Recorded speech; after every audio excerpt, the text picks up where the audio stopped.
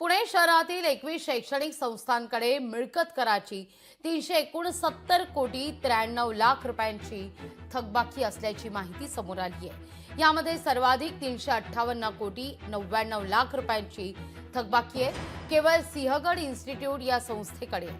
महापालिकेच्या मिळकत कर विभागाच्या वतीनं ही माहिती देण्यात आली। ही थकबाकी 128 मिळकतींची आहे। मिळकत कराराची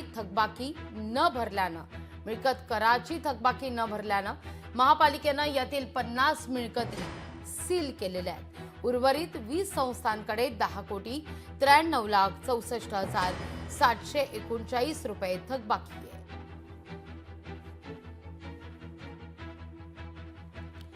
या सगळ्याविषयी अधिक माहिती घेऊया आपले प्रतिनिधी अमोल धर्माधिकारी यांच्याकडून। अमोल, काय अधिक माहिती? खरं तर याआधी सुद्धा या थकबाकीचा विषय हा प्रामुख्याने समोर आलेला होता आणि आता पुन्हा एकदा ही थकबाकी असल्याचं समोर आलेलं आहे। काल मंत्री चंद्रकांत पाटील यांनी महानगरपालिकेमध्ये आयुक्तांसोबत जी बैठक घेतलेली आहे त्या बैठकीमध्ये हा विषय समोर आल्यानंतर तातडीनं ही थकबाकी वसूल करा असं सूचना सुद्धा देण्यात आलेल्या आहे। पण अनेक शिक्षण संस्थांनी महानगरपालिकेचा कोट्यवधी रुपये कर जो आहे तो थकवलेला आहे। यामध्ये जवळपास 41 संस्था आहेत ज्यांच्या 147 मिळकतींचा तब्बल 83 कोटी रुपयांचा कर आहे तो थकल्याची माहिती समोर आलेली आहे।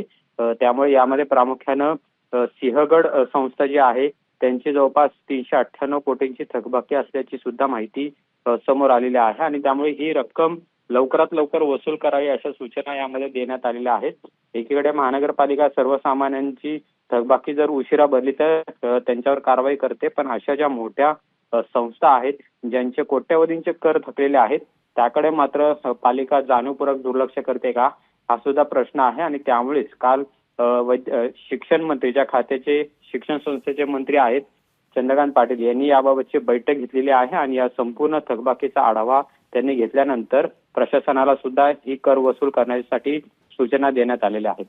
निश्चित अमोल, धन्यवाद तुम्ही दिलेल्या एकूण असे सविस्तर माहिती करता। लोकशाही मराठी ऐका, पहा, जागरूक रहा।